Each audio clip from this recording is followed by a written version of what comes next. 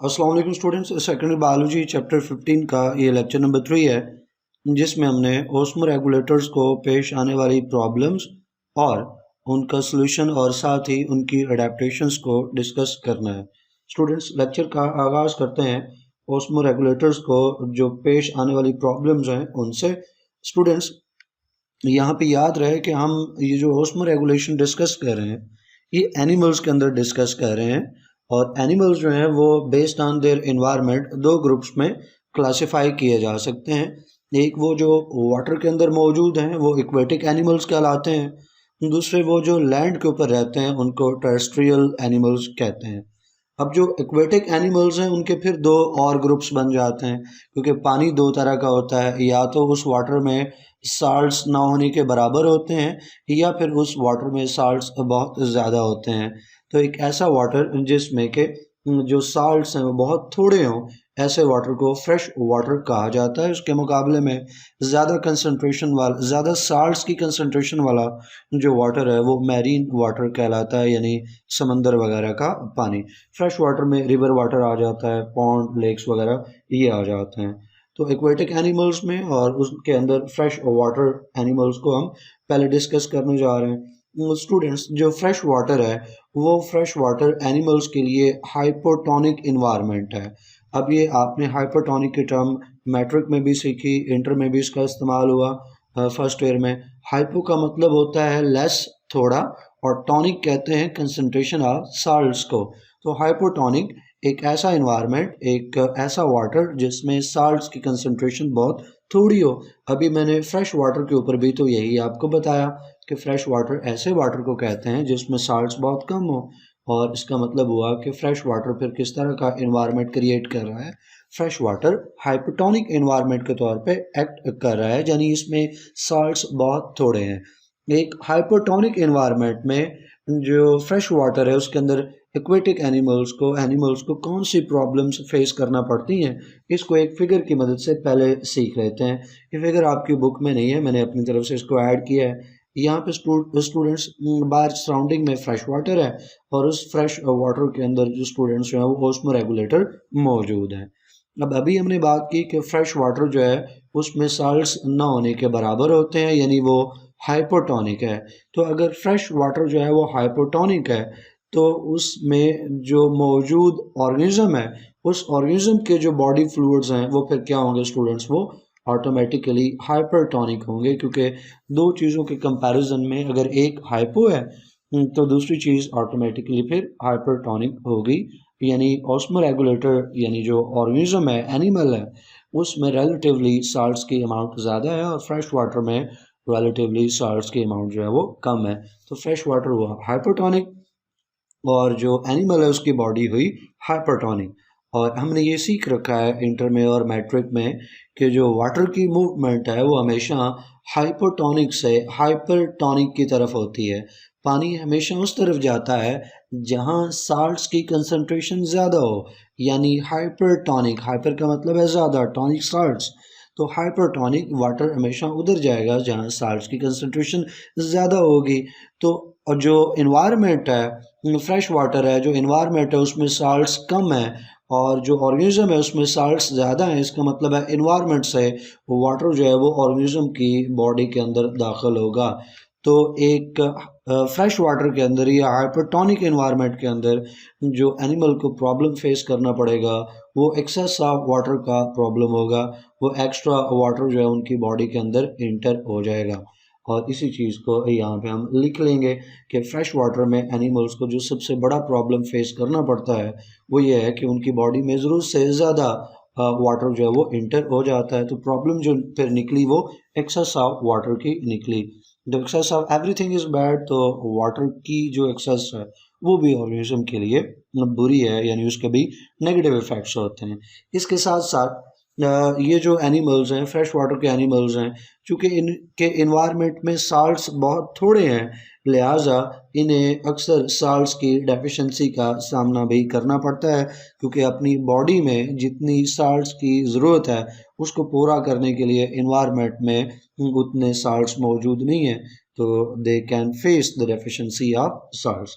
अब ये दो प्रॉब्लम्स हो गई स्टूडेंट्स फ्रेश वाटर एनिमल्स के लिए, और इन फ्रेश वाटर में रहने वाले एनिमल्स को इन दो प्रॉब्लम्स के साथ डील कैसे करना है। एक्स्ट्रा वाटर उनकी बॉडी में इंटर हो रहा है तो उस एक्सेस ऑफ वाटर को ये लूज करेंगे, और इनकी बॉडी के अंदर चूँकि साल्ट्स की कंसंट्रेशन ज़्यादा होनी चाहिए, क्योंकि ज़रूरत ज़्यादा इन्वायरमेंट तो साल्ट्स बहुत थोड़े हैं, तो अपनी ज़रूरत को पूरा करने के लिए इन्हें अपनी बॉडी में हायर कंसंट्रेशन ऑफ साल्ट जो है वो मेंटेन करना पड़ेगी। तो जिसका नतीजा फिर इन्हें ये भुगतना पड़ता है कि ये फिर रिलेटिवली हाइपर रहते हैं, हाइपरटोनिक रहते हैं, और वाटर इनकी बॉडी में इंटर होता रहता है और उस वाटर को फिर ये एक्स्ट्रा वाटर को लूज़ करते हैं। अब उस एक्स्ट्रा वाटर को लूज़ करने के कौन से मैकेनिज़म्स हैं ये अगले हिस्से में हम जाकर देखेंगे। अब हम आते हैं हाइपोटोनिक से बिल्कुल हाइपरटोनिक इन्वायरमेंट की तरफ, यानी फ्रेश वाटर के मुकाबले में मैरीन वाटर जो है स्टूडेंट्स ये हाइपरटोनिक होता है। मैरीन वाटर जो है वो हाइपरटोनिक है, तो इसका मतलब होगा कि ऑर्गेनिजम्स क्या होंगे, ऑर्गेनिज्म जो है वो हाइपो होंगे। सी वाटर जो है वो हाइपर, और जो ऑर्गेनिज्म है वो हाइपोटोनिक हो जाएंगे। तो अब इसमें जिनको हम फोकस कर रहे हैं मैरीन वाटर के अंदर, चूँकि हम देख रहे हैं ओस्मोरेगुलेटर्स को, और ओस्मोरेगुलेटर्स में एक बड़ा ग्रुप जो है वो बोनी फिशेस का है, टेलियोस्ट का है। टेलियोस्ट यानी बोनी फिशेस ये ओस्मोरेगुलेटर्स हैं, और ये ओस्मोरेगुलेटर्स जो हैं ये हाइपोटोनिक है। किसके मुकाबले में? Hypotonic to sea water. यहाँ पर ख्याल रहे सी वाटर हाइपोटोनिक नहीं है, ये बोनी फिशेस हाइपोटोनिक हैं, बीच में टू लगा है। टू जो है वो कंपैरिजन को शो कर रहा है, यानी ये जो मैरीन फिशेस हैं, बोनी फिशेस हैं, ये हाइपोटोनिक है। किसके मुकाबले में? सी वाटर के मुकाबले में। तो फिर सी वाटर क्या हुआ? सी वाटर फिर हाइपरटोनिक हुआ ना, कि अगर एक ग्रुप जो है या एक हिस्सा या एक चीज़ हाइपो है तो दूसरी ऑटोमेटिकली स्टूडेंट्स क्या होगी? हाइपर हो जाएगी। तो जो सी वाटर है वो तो हुआ हाइपरटोनिक, और ये जो बोनी फिशेस हैं ये हुई हाइपरटोनिक। इन दो का कंपैरिजन है। तो स्टूडेंट्स इनके लिए जो प्रॉब्लम है वो फ्रेश वाटर का बिल्कुल ऑपोजिट है। वहाँ जो दो प्रॉब्लम्स उनको इन्वर्स कर लें। ये जो बोनी फिशेस हैं ये साल्टी इन्वायरमेंट में हैं, और ऊपर मैंने आपको समझाया बताया कि वाटर उधर जाता है जहाँ साल्ट्स हों, यानी इन्वायरमेंट में अब साल्ट्स बहुत ज़्यादा हैं। इन्वायरमेंट जो मैरीन वाटर है वो हाइपरटोनिक है, और वाटर उधर जाएगा जहाँ साल्ट्स ज़्यादा होंगे। तो ओस्मो रेगुलेटर की बॉडी से, ऑर्गेनिज्म की बॉडी से वाटर निकलेगा और इन्वायरमेंट में चला जाएगा। तो इनको जो प्रॉब्लम फेस करना पड़ती है मैरीन वाटर के ओस्मो रेगुलेटर्स को, मैरीन वाटर के ऑर्गेनिजम्स को, एनिमल्स को, वो प्रॉब्लम जो है स्टूडेंट्स लॉस ऑफ वाटर है, क्योंकि इन्वायरमेंट जो है वो साल्टी है, इसमें साल्ट्स बहुत ज़्यादा है। इन्वायरमेंट हाइपरटोनिक है और वाटर हाइपो से निकलकर हाइपर की तरफ जाता है। हाइपो कौन है? ओस्मो रेगुलेटर है। ऑर्गेनिज्म जो है वो हाइपो है, और हाइपर कौन है? इन्वायरमेंट हाइपर है। तो ऑर्गेनिज्म से वाटर निकलेगा और इन्वायरमेंट में जाएगा। तो चूंकि ऑर्गेनिज्म से वाटर निकल रहा है तो उसका मतलब है ऑर्गेनिज्म को लॉस ऑफ वाटर का सामना करना पड़ेगा, डिहाइड्रेशन फेस करना पड़ेगी। तो जो फिशेस हैं स्टूडेंट्स, इनमें ये टेंडेंसी है वाटर लूज करने की, एनवायरनमेंट की तरफ ये अपना वाटर लूज कर देते हैं। ख़ास तौर पे इनकी गिल की जो एपिथीलियम है। अब गिल क्या चीज़ है? ये देखो बच्चे के हमारी जो बॉडी है ना, यानी ह्यूमंस की बात कर रहे हैं हम, इसमें सांस लेने के लिए जो गैस एक्सचेंज के लिए लंग्स मौजूद हैं, लेकिन फिशेस के अंदर जो है वो लंग्स नहीं है। फिशेस में इसी काम के लिए लंग्स की जगह पे गिल्स मौजूद हैं। तो हमारे लंग्स में पिछले चैप्टर में हमने देखा कि अल्टीमेटली लंग्स में एल्वेलाई पे बात करें, और एल्वेलाई जो है वो सिंगल सेल थिक होता है, यानी उसकी जो एपिथीलियम है उसी से गैसेस जो है वो क्रॉस कर जाते हैं। इसी तरह जो गिल की अगर हम बात करें गिल्स की, तो वहाँ पे भी एक बहुत थिन एपिथीलियम मौजूद है जिनसे गैस एक्सचेंज होती है। तो वही जो गिल एपिथीलियम है वहाँ से वाटर लॉस हो जाता है। बाय द वे आप भी अपने लंग्स के ज़रिए वाटर लूज़ करते हैं। ये पिछले चैप्टर में एक टॉपिक में आपको बताया था कि जब हमारी बॉडी से हम एक्सेल करते हैं ना, हवा को बाहर निकलते हैं, तो हवा जो अंदर से बाहर आ रही होती है वो सैचुरेटेड होती है वाटर वेपर से, उसमें वाटर वेपर्स काफ़ी ज़्यादा होते हैं। तो अंदर से लंग से पानी बाहर आ रहा होता है हवा के अंदर, जो हवा बाहर आ रही है वो अपने साथ कुछ अमाउंट ऑफ वाटर भी कैरी करती हुई ला रही है। तो हम भी अपने लंग से वाटर लूज़ करते हैं, लेकिन एनी यहाँ पे तो हम मैरीन वाटर के अंदर मौजूद बोनी फिशेस की बात करें तो बोनी फिशेस इनमें वाटर लूज़ करने की टेंडेंसी है, यानी इन्वायरमेंट जो साल्टी है उसमें साल्ट्स बहुत ज़्यादा हैं तो ये वाटर लूज़ करेंगे, स्पेशली थ्रू गिल एपिथेलियम, यहाँ से वाटर लॉस ज़्यादा होगा बाकी बॉडी के मुकाबले में। स्टूडेंट्स, इसके अलावा जो दूसरा प्रॉब्लम इन्हें फेस करना है वो है एक्सेस ऑफ साल्ट्स का, क्योंकि ये साल्टी इन्वायरमेंट में है। तो जब ये अपनी पानी की ज़रूरत को पूरा करने के लिए वाटर ड्रिंकिंग करते हैं, सी वाटर ड्रिंक करेंगे तो सी वाटर में तो साल्ट्स बहुत ज़्यादा हैं, तो वो एक्स्ट्रा साल्ट्स भी इनकी बॉडी में दाखिल हो जाएंगे। तो फ्रेश वाटर के मुकाबले में मैरीन वाटर में प्रॉब्लम्स बिल्कुल अपोजिट। फ्रेश वाटर में एक्सेस ऑफ वाटर प्रॉब्लम था, तो मैरीन वाटर में डेफिशिएंसी या डिहाइड्रेशन या लॉस ऑफ वाटर जो है वो प्रॉब्लम हुआ। फ्रेश वाटर में डेफिशिएंसी ऑफ साल्ट्स प्रॉब्लम है, तो मैरीन वाटर में एक्सेस ऑफ साल्ट्स जो है वो प्रॉब्लम है, बिल्कुल अपोजिट।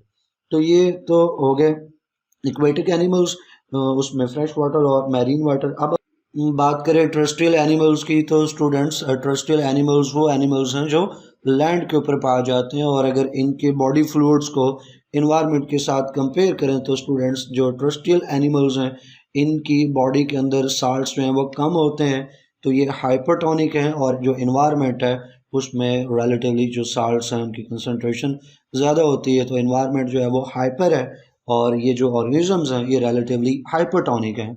और अगर आप ह्यूमंस की बात करो, क्योंकि हम भी तो टेरेस्ट्रियल एनिमल्स हैं, तो ह्यूमंस में देखो तो अक्सर इंसानों को साल्ट्स की जो है वो कमी रहती है। मसलन आयोडीन की कमी जो है वो अक्सर बच्चों में रहती है। इस तरह और भी साल्ट्स हैं जिनकी डेफिशिएंसी रहती है। आप बायो में मेल न्यूट्रिशन पढ़ते हो, और मेल न्यूट्रिशन में आप देखते हो कि भाई मिनरल डेफिशिएंसी से आने वाली मुख्तलिफ तरह की डिजीज़ हैं। मोस्ट कॉमन आयोडीन की डेफिशिएंसी है जिससे गाइटर हो जाता है। इसी तरह बाकी जो एनिमल्स हैं उनके अंदर भी जो साल्ट्स की है वो अक्सर कमी रहती है, लेकिन अगर उसको पूरा करना है तो हम अपनी डाइट से ही पूरा करते हैं।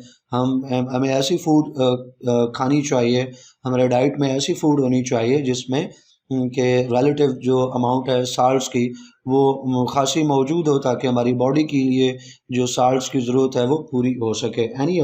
जो टेरेस्ट्रियल एनिमल्स हैं उनमें जो रिलेटिव अमाउंट है साल्ट्स की वो इन्वायरमेंट के मुकाबले में कम है, तो दे आर हाइपरटोनिक, और इन्वायरमेंट जो है वो रिलेटिवली हाइपरटोनिक होता है। इनको जो प्रॉब्लम फेस करना पड़ती है, एक तो अभी हमने जिक्र किया क्योंकि इनकी बॉडी हाइपरटोनिक है, साल्ट्स इनमें कम है जिनकी जितनी ज़रूरत होती है टेरेस्ट्रियल एनिमल्स में साल्ट्स की, उस ज़रूरत को पूरा करने में इन्हें खासी जो है वो दुश्वारी का सामना करना पड़ता है अगर डाइट अच्छी नहीं मिलती है। और दूसरा कि ये चूँकि एयर के साथ कांटेक्ट में है, पानी के साथ तो कांटेक्ट में नहीं है ना, टेरेस्ट्रियल एनिमल्स एयर के साथ कांटेक्ट में है, लिहाजा इनकी बॉडी से एवापोरेशन ऑफ वाटर होगी, और अगर एवापोरेशन ऑफ वाटर होती है तो डिहाइड्रेशन का सामना करना पड़ेगा। तो टेरेस्ट्रियल एनिमल्स के लिए जो सबसे बड़ा प्रॉब्लम है वो loss of water through evaporation है, जो कि अल्टीमेटली डिहाइड्रेशन और फिर डेथ काज कर सकता है। ख़ास तौर पे उन एनिमल्स के बारे में सोचें जो ड्राई इन्वायरमेंट्स में रहते हैं, डेजर्ट्स वगैरह के जो एनिमल्स हैं। यहाँ तक तो हमने जनरल बात की कि जो ओस्मो रेगुलेटर्स हैं उन्हें अपने इन्वायरमेंट में किस तरह की प्रॉब्लम्स फेस करना पड़ती हैं। अब हम एक और टॉपिक के अंदर, एक और हेडिंग के अंदर इन प्रॉब्लम्स को रिकॉल करेंगे, इनका सलूशन देखेंगे, और ख़ास साथ ये भी देखेंगे कि ये एनिमल्स जो हैं अपने इन्वायरमेंट में इन प्रॉब्लम्स का सलूशन कैसे निकालते हैं, अडेप्टेशंस कौन सी, फीचर्स कौन से, करैक्टरिस्टिक्स कौन सी हैं इन एनिमल्स में इन प्रॉब्लम्स को लेकर। तो ओस्मो रेगुलेटरी अडेप्टेशंस इन एनिमल्स, ये एक अच्छा शॉर्ट क्वेश्चन हो सकता है कि किसी इन्वायरमेंट में आपसे एनिमल्स की ओस्मो रेगुलेटरी अडेप्टेशंस पूछ ली जाएं, जैसे कि फ्रेश वाटर में जो रहने वाले एनिमल्स हैं उनकी ओस्मो रेगुलेटरी अडेप्टेशंस क्या हैं। तो अडेप्टेशंस समझनी है अगर, तो हमें ओस्मोटिक प्रॉब्लम को देखना होगा, उसके सॉल्यूशन को देखना होगा। तो ऊपर अभी हमने ओस्मोटिक प्रॉब्लम्स ही को तो डिस्कस किया डिफरेंट एनवायरनमेंट में, तो वो कंटेंट यहाँ पे बच्चे रिपीट हो जाएगा। तो जो ओस्मोटिक प्रॉब्लम हो सकती है फ्रेश वाटर एनिमल्स के लिए, अभी हमने डिस्कस किया कि वो एक्सेस ऑफ वाटर है और डेफिशिएंसी या साल्ट्स है, क्योंकि फ्रेश वाटर जो है वो हाइपोटोनिक होता है और ऑर्गेनिज्म रिलेटिवली हाइपरटोनिक हैं, जिसकी वजह से ये जो फ्रेश वाटर एनिमल्स हैं ये एक्स्ट्रा वाटर गेन करते हैं, एक्सेस ऑफ वाटर और डेफिशिएंसी ऑफ साल्ट्स, दो प्रॉब्लम्स हैं। सोल्यूशन क्या है? सोल्यूशन ये है कि एक्सेस ऑफ वाटर का अगर सामने है तो अपनी बॉडी से वाटर लॉस को इंक्रीज कर दें, और डेफिशिएंसी ऑफ साल्ट्स है तो पहले ही अपनी ज़रूरत पूरी करने के लिए बॉडी में साल्ट्स जो हैं वो मुश्किल से पूरे हो रहे हैं, तो इन्हें साल्ट्स के लॉस को कम से कम करना होगा और अपनी बॉडी के अंदर साल्ट्स को महफूज करना होगा, और ऐसी फूड खाना होगी जिसमें रिलेटिवली साल्ट्स की अमाउंट जो है वो बाकी फूड के मुकाबले में ज़्यादा हो। तो सोल्यूशन जो है इन प्रॉब्लम का वो ये है कि ये एनिमल्स जो हैं ये large volume of diluted urine जो है वो प्रोड्यूस करेंगे। अब डाइल्यूट यूरिन प्रोड्यूस करने का क्या मतलब है? डाइल्यूट यूरिन का मतलब है कि उसमें वाटर जो है वो बहुत ज़्यादा है, डाइल्यूट यूरिन में वाटर बहुत ज़्यादा है और जो साल्ट्स हैं वो बहुत कम है। इससे इनकी जो प्रॉब्लम है वो काफ़ी हद तक सॉल्व हो जाती है। कैसे सॉल्व हो जाती है? कि उनकी बॉडी में एक्स्ट्रा वाटर था, उस एक्स्ट्रा वाटर को ये कैसे रिमूव करेंगे? यूरिन के थ्रू रिमूव करेंगे ना। जैसे हम इंसान हैं, ह्यूमंस हैं, अपनी देख लो अब बात, अगर हमारी बॉडी में एक्स्ट्रा वाटर हो तो हम कैसे लूज़ करते हैं? वॉमिटिंग थोड़ी ही करते हैं, वो हम एक्स्ट्रा वाटर यूरिन के थ्रू जो है वो हमारी बॉडी उसके रिमूव करती है। ऐसे ही ये जो एक्वेटिक एनिमल्स हैं, फ्रेश वाटर के एनिमल्स हैं, ये भी अपनी बॉडी से एक्स्ट्रा वाटर थ्रू यूरिन ही रिमूव करेंगे। तो एक्स्ट्रा यूरिन बनेगा, यानी यूरिन में ज़्यादा वाटर होगा तो डाइल्यूट यूरिन बनेगा, और वाटर जो है वो बॉडी से जो एक्स्ट्रा था वो लॉस हो जाएगा, उसका लॉस हो जाएगा। और साल्ट्स चूँकि इन्हें पहले ही उसकी डेफिशिएंसी रहती है, तो डाइल्यूट यूरिन में जो साल्ट्स हैं वो बहुत थोड़े से होंगे, और ज़्यादातर साल्ट्स ही अपनी बॉडी में कंजर्व कर लेंगे, महफूज कर लेंगे। इनको यूरिन में साल्ट्स ना होने के बराबर होंगे, वाटर बहुत ज़्यादा होगा, मींस एक्स्ट्रा वाटर जो है उन्होंने लूज़ कर लिया और साल्ट्स को अपनी बॉडी में रोक लिया, महफूज बना लिया। इसके लिए अडेप्टेशंस कौन सी हैं स्टूडेंट्स? तो इनके किडनीज कैसे काम करते हैं बच्चे? इनके किडनी जो हैं वो साल्ट्स को रीअब्जॉर्ब करते हैं, क्योंकि साल्ट्स की डेफिशिएंसी रहती है इन्हें हाइपोटोनिक एनवायरनमेंट में। तो ऐसा तो नहीं होना चाहिए ना कि इनकी बॉडी से साल्ट्स भी निकल जाएं, साल्ट्स नहीं निकलने चाहिए। तो साल्ट्स को रीअब्जॉर्ब करने की एबिलिटी मौजूद होनी चाहिए, और वो इनकी किडनीज में वो एबिलिटी मौजूद है। दूसरा ये है कि अपनी डाइट से, अपनी फूड से भी साल्ट्स की डेफिशिएंसी को पूरा करेंगे, तो थोड़े बहुत साल्ट्स तो किडनी से निकलेंगे ही, और उस लॉस को ये कैसे फिर काउंटर करते हैं? ऐसी फूड खाएंगे जिसमें रिलेटिवली साल्ट थोड़े ज़्यादा हों। तो जो डेफिशिएंसी रह गई है या जो थोड़ा बहुत लॉस हुआ है साल्ट्स का, उसको ये फूड के ज़रिए, डाइट के ज़रिए पूरा करने की कोशिश करते हैं। फिर इन एनिमल्स में जो एक्सटर्नल डाइल्यूट मीडियम है, यानी एक्सटर्नल डाइल्यूट मीडियम कौन सा हुआ? इनका हाइपोटोनिक इन्वायरमेंट। कि हम बात कर रहे हैं फ्रेश वाटर ऑर्गेनिजम्स की, फ्रेश वाटर एनिमल्स की, तो फ्रेश वाटर का मतलब है कि उसमें साल्ट्स कम है, तो फ्रेश वाटर को यहाँ पे क्या कहा गया? External dilute medium. तो जाहिर बात है वो फ्रेश वाटर है, उसमें साल्ट्स कम है, तो फिर डाइल्यूट मीडियम हुआ ना। तो एक्सटर्नल डाइल्यूट मीडियम यानी उनका हाइपोटोनिक इन्वायरमेंट। तो वहाँ से ये क्या करते हैं? एक्टिवली साल्ट्स को ट्रांसपोर्ट करते हैं, यानी बाहर मीडियम में, इन्वायरमेंट में अगरचे साल्ट्स कम है, हाइपोटोनिक है, लेकिन थोड़े बहुत तो है ना।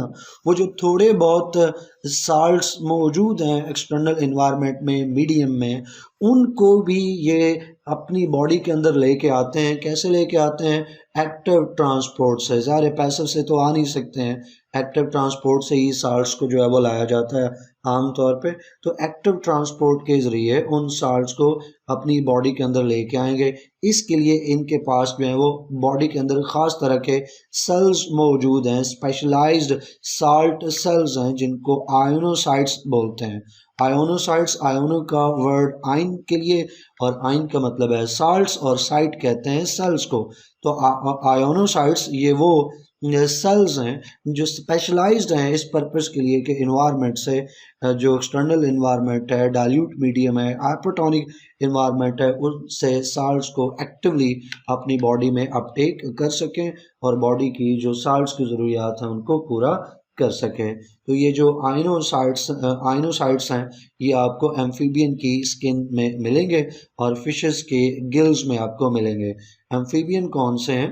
एम्फीबियन वो ग्रुप ऑफ एनिमल्स है बच्चे जो पानी में भी रहते हैं और लैंड के ऊपर भी आ जाते हैं, यानी दो तरह के इन्वायरमेंट में रहते हैं। जैसे फ्रॉग है, लैंड के ऊपर भी वो एक ही फ्रॉग है तो खुशकी के ऊपर भी आग आग रह लेता है और फिर ज़रूरत पड़ने पर वो पानी में भी चला जाता है। तो ऐसे ऑर्गेनिजम्स को एम्फीबियन कहते हैं। और फिशेस आप जानते हैं उनके गिल्स के, ये भी बात हुई कि तो फिशेस के गिल्स में और एम्फीबियन की स्किन में ये आयनोसाइट्स जो हैं वो मौजूद हैं जो एक्टिवली साल्ट्स अपटेक करते हैं इन्वायरमेंट से। जो ऊपर कुछ हमने पढ़ा है उस सब की ये समरी है। तो इनके लिए जो प्रॉब्लम है कि ऑस्मोसिस के थ्रू हाइपोटोनिक इन्वायरमेंट से इनकी हाइपरटोनिक बॉडीज़ में वाटर इंटर होगा, उसका एक्स्ट्रा उस वाटर को निकालना है तो डाइल्यूट यूरिन बनाते हैं अपनी किडनी से जिसमें साल्ट्स बहुत थोड़े होते हैं और वाटर बहुत ज़्यादा होता है। और जो थोड़ी बहुत साल्ट्स की कमी हो जाती है उसको जो वाटर इनकी बॉडी में दाखिल हो रहा होता है उससे पूरा करते हैं। और वो जो वाटर इनके गिल्स तक पहुंचता है तो साल्ट्स वहाँ से अपटेक कर लेते हैं और जो फूड ये खाते हैं उससे उन साल्ट्स की कमी को ये पूरा कर लेते हैं। अब हम बात करते हैं मैरीन एनिमल्स की जो कि हाइपरटोनिक इन्वायरमेंट में रहते हैं, क्योंकि मैरीन वाटर में साल्ट्स बहुत ज़्यादा हाइपरटोनिक है। इनके लिए जो ऑस्मोटिक प्रॉब्लम्स हैं ऊपर हम डिस्कस कर चुके कि इनके लिए ऑस्मोटिक प्रॉब्लम्स क्या हैं। बाहर जो है वो वाटर, बाहर जो है वो साल्ट ज़्यादा हैं, साल्टी इन्वायरमेंट है तो साल्टी इन्वायरमेंट में ये वाटर लूज करेंगे अपने गिल एपिथेलियम से। और फिर जब ये पानी की कमी को पूरा करने के लिए वो वाटर ड्रिंकिंग करेंगे तो एक्सेस ऑफ साल्ट्स इनकी बॉडी में दाखिल हो जाएंगे, यानी वाटर लॉस और एक्सेस ऑफ साल्ट्स इनके लिए प्रॉब्लम है। सोल्यूशन क्या है कि एक्सेस जो इनकी बॉडी से वाटर लूज हो रहा है, डिहाइड्रेशन हो रही है, इन्वायरमेंट साल्टी इन्वायरमेंट में इनकी बॉडी से पानी निकल कर बाहर साल्टी इन्वायरमेंट में जा रहा है, उस पानी की कमी को पूरा करने के लिए क्या करेंगे, ये ड्रिंकिंग करेंगे साल्टी इन्वायरमेंट से साल्टी वाटर को ड्रिंक करेंगे ताकि पानी की कमी को पूरा कर सकें। इसका एक इम्पैक्ट ये निकलेगा कि इनकी बॉडी में साल्ट्स का लेवल बढ़ जाएगा। तो जो साल्ट्स का लेवल इनकी बॉडी में बढ़ गया है उन साल्ट्स को ये अपनी बॉडी से रिमूव करेंगे। तो रिमूवल ऑफ एक्सेस साल्ट्स और ड्रिंकिंग ऑफ मोर वाटर ये सोल्यूशन रहेगा। इस सोल्यूशन को लाने के लिए इनके अंदर कौन सी अडेप्टेशन जो हैं वो मौजूद हैं। तो स्टूडेंट्स एक तो अभी आपको बताया कि ये बहुत ज़्यादा पानी पिएंगी। फ्रेश वाटर जो फ़िशेज़ हैं उनके मुकाबले में इनको बहुत ज़्यादा पानी पीना होता है मैरीन वाटर की फ़िशेज़ को। रीज़न फ्रेश वाटर की फ़िशेज़ को पानी क्यों नहीं इतना पीना, क्योंकि वैसे ही उनकी बॉडी में थ्रू गिल्स काफ़ी ज़्यादा पानी जो है वो दाखिल हो जाता है, उनमें तो एक्सेस ऑफ वाटर जो है वो रहता है। तो फिर वो पानी इतना क्यों पिएंगी जब पहले ही उनकी बॉडी में वाटर ज़्यादा है। मैरीन वाटर की फ़िशेज़ जो है वो बहुत ज़्यादा ड्रिंकिंग करेंगे वाटर की, क्योंकि उनकी बॉडी से वाटर लूज़ होता रहता है, वाटर लॉस होता रहता है, जिसकी कमी को पूरा करने के लिए उन्हें ज़्यादा पानी जो है वो पीना होता है। दूसरा इशू इनके लिए एक्सेस ऑफ आइंस का है, एक्सेस ऑफ साल्ट्स का है। तो एक्सेस ऑफ साल्ट्स यानी उन साल्ट्स में तो आइंस ही होते हैं, तो आप आइंस को रेफ़र करेंगे फिर तो उनमें जो मेन है उसमें सोडियम का आयन है, क्लोराइड का आयन है और पोटाशियम की थोड़ी बहुत अमाउंट होती है। अगर आप गौर करें तो इन तीनों के ऊपर चार्ज जो है वो 1 यूनिट है, यानी ये मोनोवैलेंट है। सोडियम के ऊपर +1, पोटाशियम के ऊपर +1, क्लोराइड के ऊपर -1, तो ये मोनोवैलेंट है, यानी इनके ऊपर चार्ज माइनस में या प्लस में तो 1 यूनिट जो है वो चार्ज मौजूद है। तो इन आइंस को जो सबसे ज़्यादा सोडियम और क्लोराइड आइंस की एक्सेस होती है, थोड़ी बहुत पोटाशियम की होती है, इनको ये कैसे लूज़ करते हैं, अपनी गिल एपिथेलियम से ये रिमूव कर देते हैं। और जो डाईवैलेंट आइंस हैं यानी ऐसे आइंस जिनके ऊपर चार्ज जो है वो 2 यूनिट मौजूद है, +2 या -2, स्पेशली +2 जिसमें मैग्नीशियम के आइंस हैं, कैल्शियम के आइंस हैं, इन दोनों के ऊपर +2 चार्ज होता है। इनको वो थ्रू किडनीज जो हैं वो रिमूव करते हैं। कुछ फिशेस में स्टूडेंट्स एक्स्ट्रा साल्ट्स को रिमूव करने के लिए स्पेशलाइज्ड ग्लैंड्स मौजूद हैं। ग्लैंड्स इसलिए कह रहे हैं कि उन्होंने साल्ट्स को सिक्रीट करना है ना, तो हमारी बॉडी के वो स्ट्रक्चर्स या एनिमल्स की बॉडी के वो स्ट्रक्चर्स जो कि सिक्रीशंस रिलीज करते हैं, सिक्रीट करते हैं, उनको ग्लैंड्स कहते हैं। तो ये साल्ट सिक्रीटिंग ग्लैंड्स हुए, specialised salt secreting glands in fishes में ये उनकी रेक्टम के अंदर मौजूद हैं। रेक्टम जो है इनके डाइजेस्टिव सिस्टम का एक पार्ट है, जैसे हमारा डाइजेस्टिव सिस्टम है उसमें oral cavity, pharynx, oesophagus, stomach, small intestine, large intestine. ऐसे ही फिशेस का भी डाइजेस्टिव सिस्टम और उसका एक पार्ट रेक्टम। रेक्टम आपको कुछ इंसेक्ट्स के डाइजेस्टिव सिस्टम में भी मिलता है, बर्ड्स के डाइजेस्टिव सिस्टम में भी आपको ये रेक्टम मिलता है।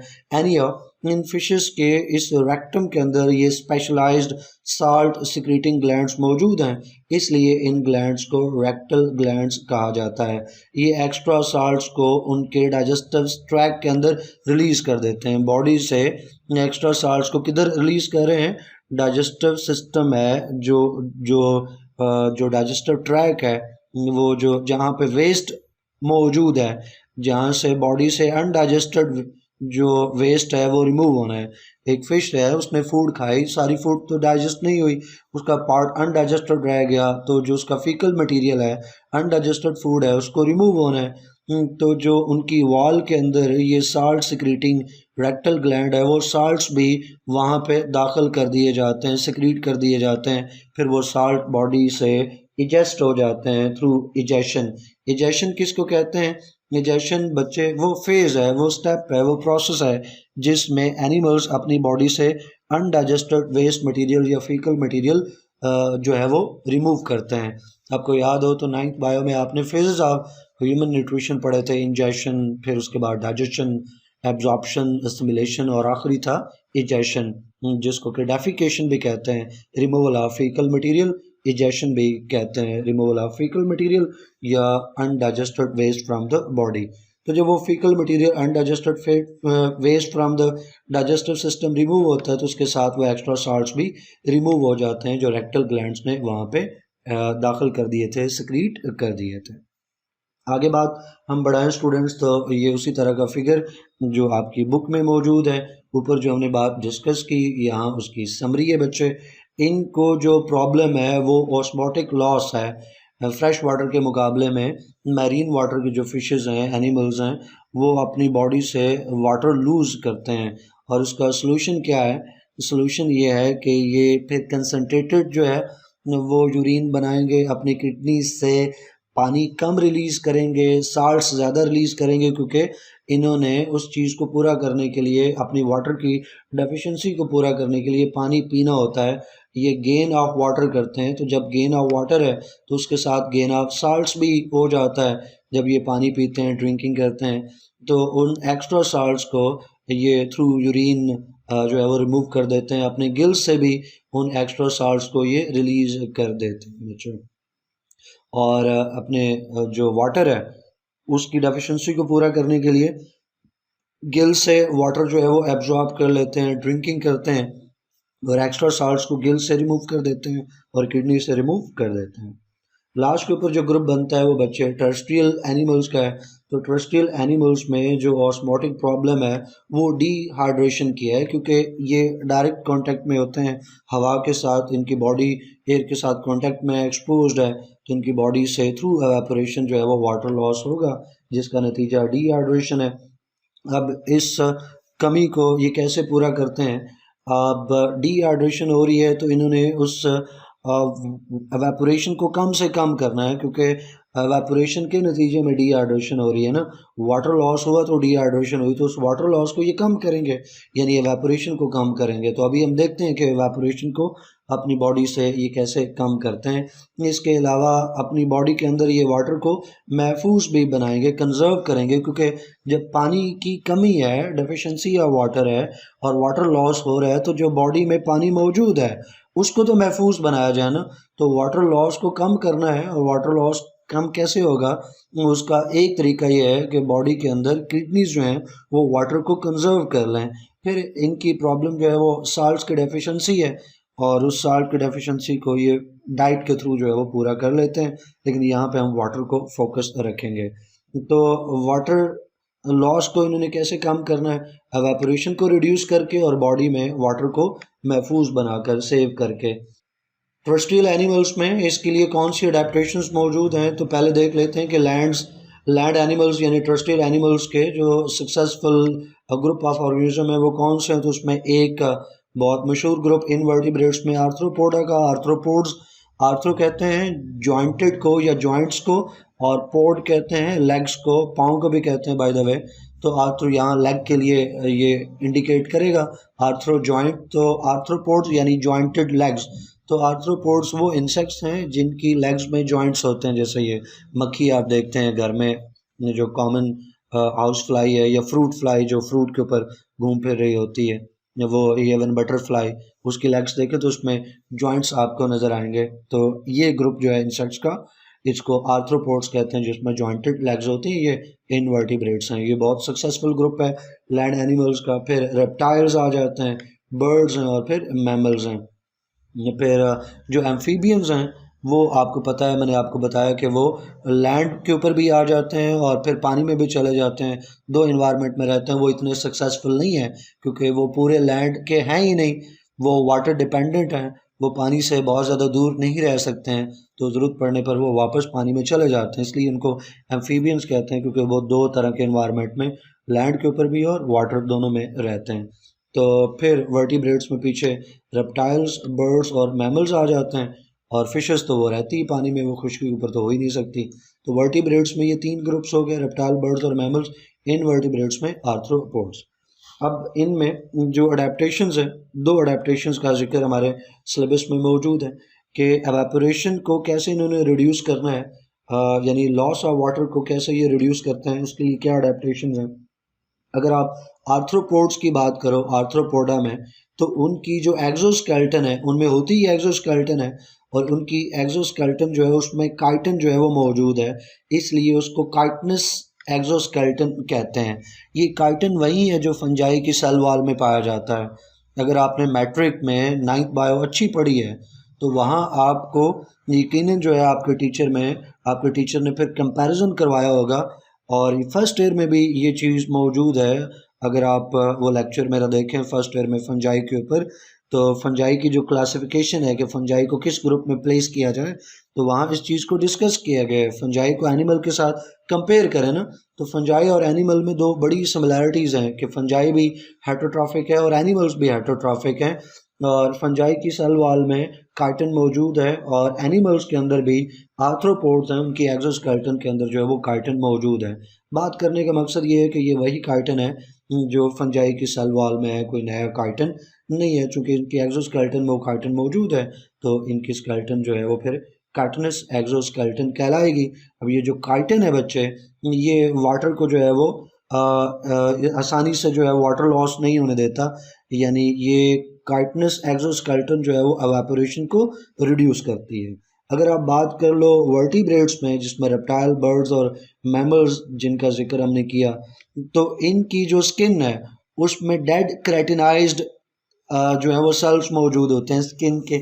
हमारी ह्यूमन की भी जो स्किन है, क्योंकि हम मैमल्स में आते हैं, तो हमारी जो स्किन के सबसे बाहर वाला जिसको हम टच कर सकते हैं जो पार्ट है, वो स्किन का वो डेड है, डेड क्रेटिनाइज्ड सेल्स वहाँ पे मौजूद है।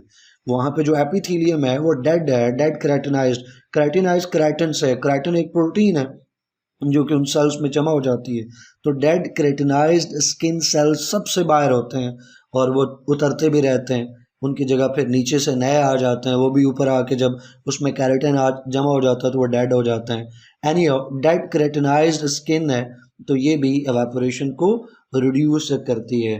तो ये दो फीचर्स आर्थ्रोपोडा में काइटन का मौजूद होना एक्सोस्केलेटन में, और जो रेप्टाइल, बर्ड्स और मैमल्स, उनकी स्किन में उनकी स्किन के एक्सटर्नल जो स्किन है उसमें डेड क्रेटिनाइज सेल्स का होना, या स्किन उनकी जो एक्सटर्नल स्किन है, एक्सटर्नल पार्ट है उसका डेड क्रेटिनाइज्ड होना, ये एवापोरेशन को रिड्यूस करता है। अब हम मूव करते हैं डेजर्ट एनिमल्स की तरफ, और डेजर्ट एनिमल्स में कुछ डेजर्ट मैमल्स का जिक्र जो है वो चलेगा।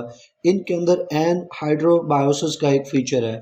ये बिहेवियरल और मेटाबॉलिक फीचर है, यानी एक तरह का ये बिहेवियर भी है और एक तरह का इसका ताल्लुक मेटाबॉलिज्म के साथ भी है। एन का मतलब है विदाउट हाइड्रो, वाटर के लिए, और बायोसिस जिंदा रहना। तो एन हाइड्रोबायोसिस यानी बगैर वाटर के जिंदा रहना। तो एन हाइड्रोबायोसिस का मीनिंग फिर क्या आया, लाइफ विदाउट वाटर या लिविंग विदाउट वाटर। तो ये डेजर्ट मैमल्स जो हैं, कुछ डेजर्ट मैमल्स जो हैं, ये लिटरली बगैर पानी पिए जो है वो एक तरह से ज़िंदा रहते हैं। और ये स्ट्रॉन्ग डिहाइड्रेशन को टॉलरेट कर सकते हैं। कैसे ये लंबे अरसे तक बग़ैर पानी के ज़िंदा रह सकते हैं और लॉन्ग या स्ट्रॉन्ग डिहाइड्रेशन को जो है ये टॉलरेट कर सकते हैं अपने ख़ास तरह के मेटाबॉलिक और बिहेवियरल अडेप्टेशन की वजह से। और वो मेटाबॉलिक और बिहेवियरल अडेप्टेशन कौन सी है? That is anhydrobiosis, life without water. Anhydrobiosis में क्या होता है, पानी तो उनको मिल नहीं रहा, तो फिर वो क्या करते हैं, वो ऐसी फूड खाते हैं जिसके अंदर वाटर कंटेंट जो है वो ज़्यादा हो, और फिर जब उसका ब्रेक डाउन हो बॉडी में तो मेटाबॉलिज्म के नतीजे में वाटर जो है वो प्रोड्यूस हो सके। तो इसमें जो डेजर्ट के सीड्स हैं, डेजर्ट जो प्लांट्स हैं, डेजर्ट प्लांट्स के जो सीड्स हैं उसमें कार्बोहाइड्रेट कंटेंट जो है वो ज़्यादा होता है। कार्बोहाइड्रेट कंटेंट चूँकि उन सीड्स में ज़्यादा है, तो उन कार्बोहाइड्रेट्स का जब मेटाबॉलिज्म होगा तो कार्बोहाइड्रेट के मेटाबॉलिज्म होने के नतीजे में वाटर जो है वो प्रोड्यूस होगा, और वो वाटर जो है वो उनकी ज़रूरियात जो है वो पूरी करेगा।